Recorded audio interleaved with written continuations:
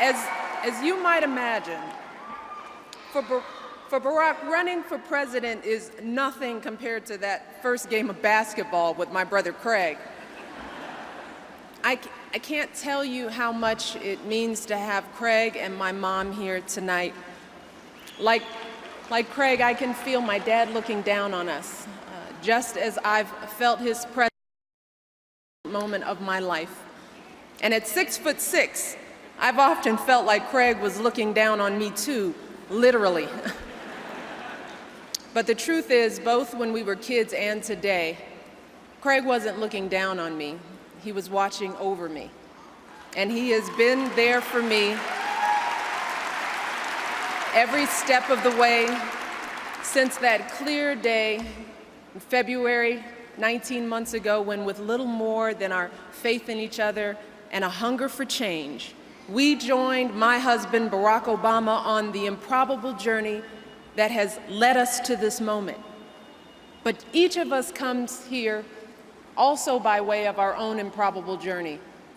I come here tonight as a sister, blessed with a brother who is my mentor, my protector, and my lifelong friend.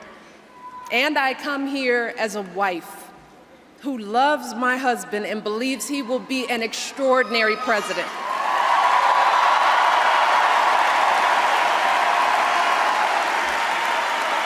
And I come here as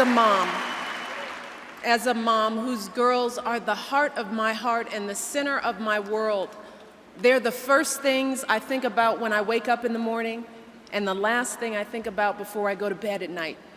Their future and all our children's future is my stake in this election.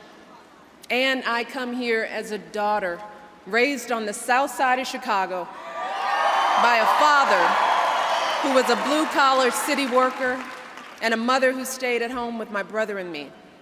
My mother's love has always been a sustaining force for our family. And one of my greatest joys is seeing her integrity, her compassion, her intelligence reflected in my daughters. My dad was our rock. And although he was diagnosed with multiple sclerosis in his early 30s, he was our provider. He was our champion, our hero. But as he got sicker, it got harder for him to walk. It took him longer to get dressed in the morning. But if he was in pain, he never let on.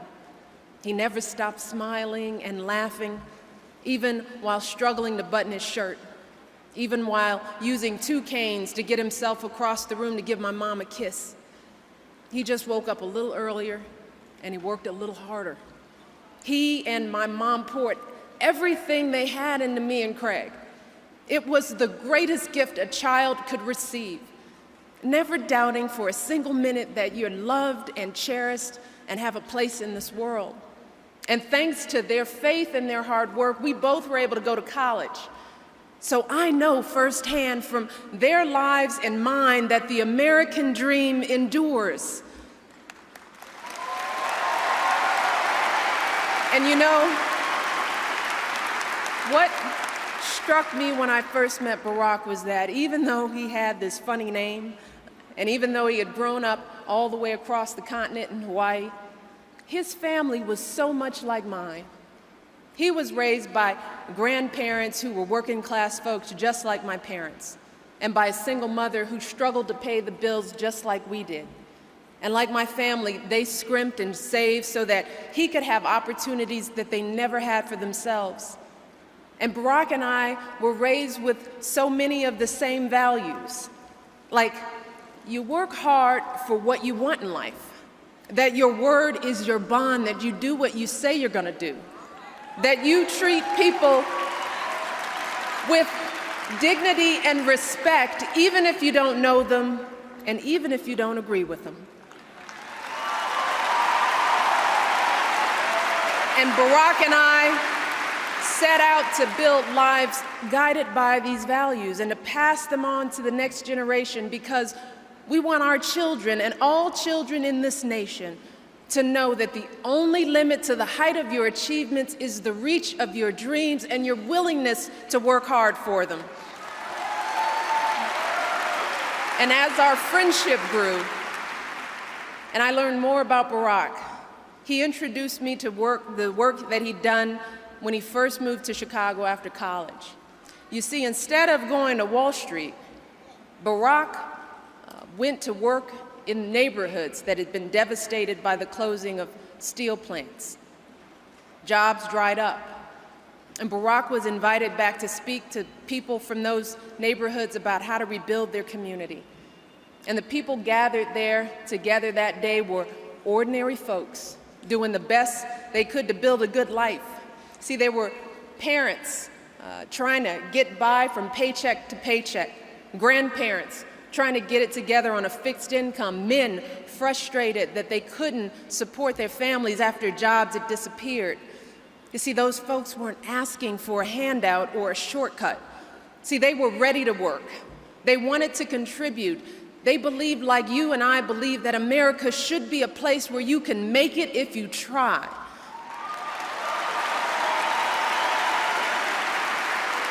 And Barack stood up that day, and he spoke words that have stayed with me ever since. He talked about the world as it is and the world as it should be. And he said that all too often we accept the distance between the two and we settle for the world as it is, even when it doesn't reflect our values and aspirations. But he reminded us that we also know what the world should look like. He said, we know what fairness and justice and opportunity look like. And he urged us to believe in ourselves, to find the strength within ourselves to strive for the world as it should be. And isn't that the great American story? It's the story of men and women gathered in churches and union halls, in high school gyms, and people who stood up and marched and risked everything they had, refusing to settle, determined to mold our future into the shape of our ideals. And it's because of their will and determination that this week we celebrate two anniversaries: the 88th anniversary of women winning the right to vote and the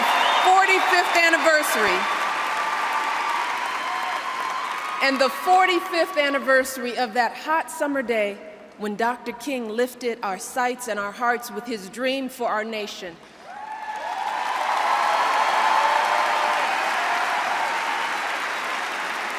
And I stand here today at the cross currents of that history, knowing that my piece of the American dream is a blessing hard won by those who came before me, all of them driven by the same conviction that drove my dad to get up an hour early each day to painstakingly dress himself for work, the same conviction that drives the men and women I've met all across this country, people who work the day shift, then kiss their kids goodnight and head out for the night shift without disappointment, without regret.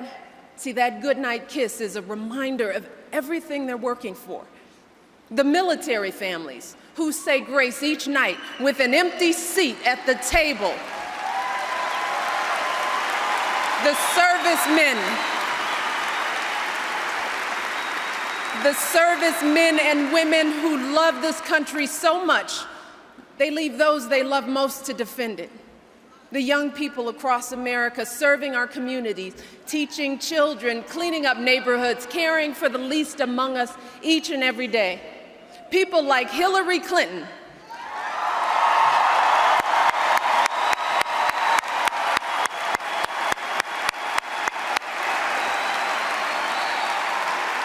who put those 18 million cracks in that glass ceiling so that our daughters and our sons can dream a little bigger and aim a little higher. People like Joe Biden,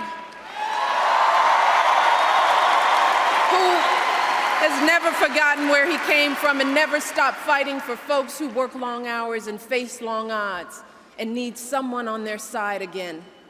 All of us driven by the simple belief that the world as it is just won't do, that we have an obligation to fight for the world as it should be. And that is the thread that connects our hearts. That is the thread that runs through my journey and Barack's journey and so many other improbable journeys that have brought us here tonight, where the current of history meets this new tide of hope. And you see, that is why I love this country.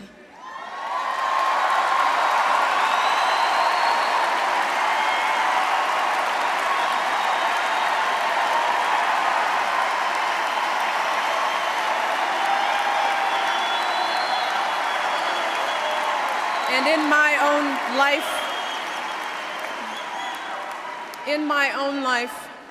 my own small way, I've tried to give back to this country that has given me so much. See, that's why I left a job at a big law firm for a career in public service, working to empower young people to volunteer in their communities, because I believe that each of us, no matter what our age or our background or our walk in life, each of us has something to contribute to the life of this nation.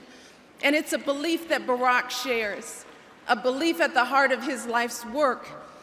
See, it's what he did all those years ago in Chicago, setting up job training to get people back to work and after-school programs to keep kids safe, working block by block to help people lift up their families. It's what he did in the Illinois Senate, moving people from welfare to jobs, passing tax cuts for hardworking families, and making sure women get equal pay for equal work. It's what he's done in the United States Senate, fighting to ensure that the men and women who serve this country are welcomed home not just with medals and parades, but with good jobs and benefits and health care, including mental health care.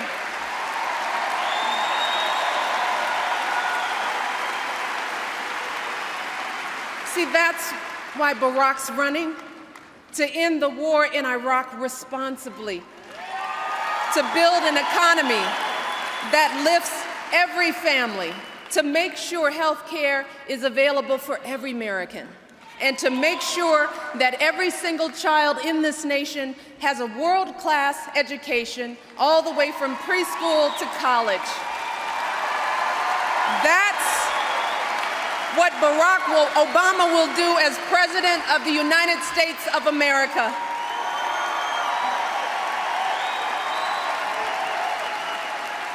He'll achieve these goals the same way he always has, by bringing us together and reminding us how much we share and how alike we really are.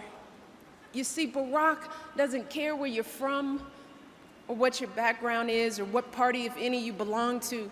See, that's just not how he sees the world. He knows that thread that connects us, our belief in America's promise, our commitment to our children's future. He knows that that thread is strong enough to hold us together as one nation, even when we disagree. It was strong enough to bring hope to those neighborhoods in Chicago. It was strong enough to bring hope to the mother he met who was worried about her child in Iraq.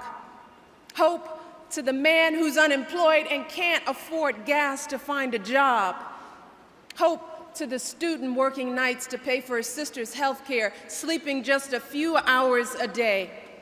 And it was strong enough to bring hope to people who came out on a cold Iowa night and became the first voices in this chorus for change that has been echoed by millions of Americans from every corner of this nation.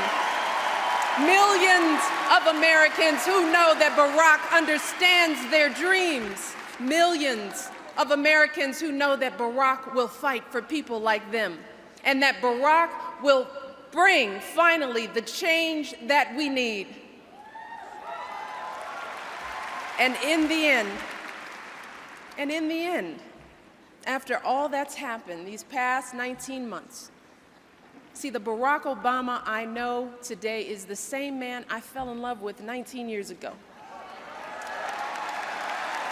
He's the same man who drove me and our new baby daughter home from the hospital 10 years ago this summer, inching along at a snail's pace, peering at us anxiously through the rearview mirror, feeling the whole weight of her future in his hands, determined to give her everything he'd struggled so hard for himself, determined to give her something he never had, the affirming embrace of a father's love.